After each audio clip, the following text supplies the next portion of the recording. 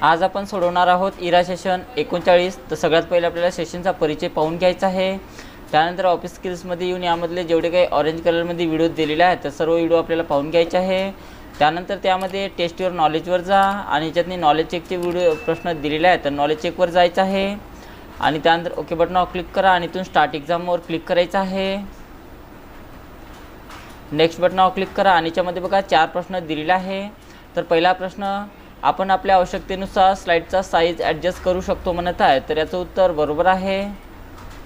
Slide show दरम्यान आपण formatting toolbar पाहू शकतो म्हणत आहे, तर याचं उत्तर चूक आहे। पहिल्या स्लाइडपासून तुम्ही प्रेझेंटेशन कसे सुरू करू शकता म्हणत आहे, तर कसे सुरू करू शकतो बघा आपण, तर प्रेस द F5 की प्रेस करायची आपल्याला। प्रेझेंटर व्ह्यू पर्याय तुम्हाला काय करायची परवानगी देते म्हणत आहे, तर त्याचं उत्तर दुसऱ्या डिव्हाइसवर प्रेझेंट करताना कंट्रोल आणि नोट्समध्ये ॲक्सेस करा हे त्याचं उत्तर असणार आहे। SIMवर क्लिक करा आणि यामध्ये एंड एक्झाम हे नाव टाकायचं आहे आणि कन्फर्म बटनावर आपल्याला क्लिक करायचं आहे। तर अशा प्रकारे आपलं नॉलेज चेक कंप्लीट सोडवणं झालेलं आहे आणि आपला स्कोरसुद्धा इथं पूर्ण आलेला आहे। त्यानंतर आपल्याला सिम्युलेशन प्रश्न सोडवायचा आहे, तर इथून स्टार्ट करा। नेक्स्ट बटनावर क्लिक करायचं आहे आणि याच्यातनी बघा सिम्युलेशनचे 2 प्रश्न दिलेले आहेत। तर पहिला प्रश्न चालू करायचा आहे इथून। तर पहिला प्रश्न बघा, तुम्ही तुमची प्रेझेंटेशन तुमच्या प्रेक्षकासमोर देण्यासाठी स्लाइड शोचा वापर करू शकता, त्यामुळे ती सुरुवातीपासून सादर करण्यासाठी स्लाइड शोला फ्रॉम बिगिनिंगवर सेट करा म्हणत आहे। तर त्यासाठी आपल्याला स्लाइड शो या टॅबवर जायचं आहे आणि फ्रॉम बिगिनिंग या ऑप्शन आपल्याला क्लिक करायचं आहे अशा प्रकारे आणि त्यानंतर आपलं उत्तर ऑटोमॅटिक सेव्ह होऊ द्यायचं आहे।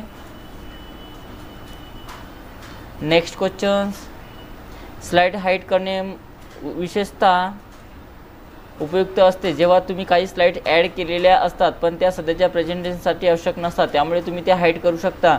त्यामुळे दिलेल्या प्रेझेंटेशनमध्ये स्लाइड नंबर 4ला स्लाइड शो टॅबवरून आपल्याला हाईड करायचं आहे। तर स्लाइड क्रमांक 4वर क्लिक करा, त्यानंतर स्लाइड शोवर जायचं आहे आणि ज्यातून आपल्याला हाईड स्लाइडवर इथे क्लिक करा अशा प्रकारे आणि त्यानंतर आपलं उत्तर ऑटोमॅटिक सबमिट होऊ द्यायचं आहे अशा प्रकारे। त्यानंतर SIMवर क्लिक करा आणि यामध्ये एंड एक्झाम हे नाव टाकायचं आहे आणि कन्फर्म बटनावर आपल्याला क्लिक करायचं आहे। तर बघा आपला स्कोर्स पूर्णपैकी पूर्ण इथं आलेला आहे। नंतर आपल्याला सेल्फ लर्निंग सोडवायचं, तर सेल्फ लर्निंगवर क्लिक करा आणि ते आपल्याला प्रोसीड बटनावर क्लिक करायचं आहे।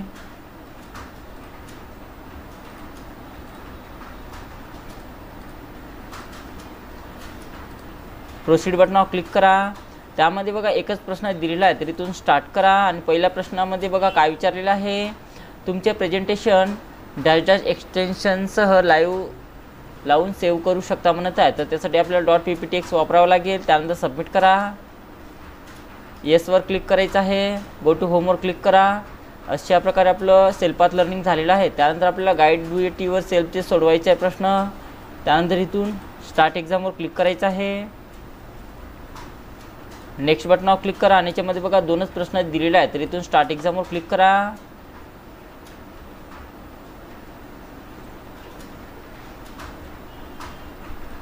दिलेल्या पॉवर पॉईंट प्रेझेंटेशनमध्ये सुरुवातीपासून स्लाइड्स प्रेझेंट करण्यासाठी स्लाइड नंबर 1 सिलेक्ट करा आणि स्लाइड शो मेनूवर जा। आता स्टार्ट स्लाइड शो ग्रुपमधील फ्रॉम बिगिनिंग ऑप्शनवर क्लिक करा। पुढील स्लाइड प्रेझेंटेशन करण्यासाठी कीबोर्डवरील ॲरो बटन प्रेस करा म्हणत आहे। तर त्यासाठी आपल्याला काय करायचं बघा, स्लाइड शो मेनूवर जायचं आहे। त्यानंतर याच्यातून बघा आपल्याला फ्रॉम बिगिनिंगवर क्लिक करायचं आहे। इथून अशा प्रकारे पूर्ण पाहून घ्या।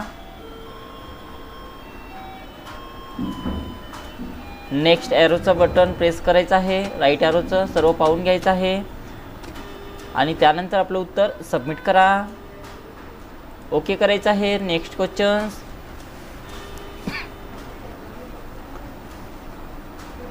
स्लाइड नंबर 3 वरून दिलेले पॉवर पॉईंट प्रेझेंटेशन करण्यासाठी स्लाइड 3 वर जा। आता स्लाइड शो मेनूवर जा, त्यानंतर स्लाइड शो ऑप्शन खालील करंट स्लाइड ऑप्शन सिलेक्ट करा म्हणत आहे। तर त्यासाठी बघा स्लाइड क्रमांक 3 वर जा। 3 वर गेल्यानंतर आपल्याला स्लाइड शोवर जायचं आहे आणि ज्यातून करंट स्लाइड इथून क्लिक करायचं आहे अशा प्रकारे पाहून घ्या। त्यानंतर एस्केपचं बटन दाबा आणि त्यानंतर आपलं उत्तर सबमिट करायचं आहे, ओके बटनावर क्लिक करा। त्यानंतर SIMवर क्लिक करायचं आहे आणि यामध्ये बघा एंड एक्झाम हे नाव टाका आणि कन्फर्म बटनावर आपल्याला क्लिक करायचं अशा प्रकारे। तर आपला स्कोर्स इथं पूर्णपैकी पूर्ण आलेला आहे। त्यानंतर सेशन कंप्लीशन टेस्टवर जायचं आहे आणि इथून स्टार्ट करा, नेक्स्ट बटनावर क्लिक करायचं आहे आणि याच्यामध्ये बघा 4 प्रश्न दिलेले आहे। हार्ड डिस्कची साठवून ठेवण्याची क्षमता सुधारण्याचा एक मार्ग डॅश डॅश हा असतो म्हणत आहे, तर याचं उत्तर फाईल कम्प्रेशन वापरणे हा आहे. रेड विषयी पुढीलपैकी कोणते गुणवैशिष्ट्य अयोग्य आहे म्हणत आहे, तर याच्यातलं एक उच्च क्षमता हार्ड डिस्क ड्राईव्ह आहे. हार्ड डिस्कची कार्यक्षमता सुधारण्याचे 3 मार्ग फाईल कॉम्प्रेशन, रिडंडंट अरेंज of inexpensive disk and disk caching हे आहे म्हणत आहे, तर याचं उत्तर बरोबर आहे. हार्ड डिस्कची कार्यक्षमता सुधारण्याच्या 3 मार्गामध्ये डॅश डॅशचा समावेश होतो म्हणत आहे, तर डिस्क कॅचिंग आहे, RAID आणि फाईल कॉम्प्रेशन हे तिन्ही ऑप्शन्स आहे. त्यानंतर सबमिट करा.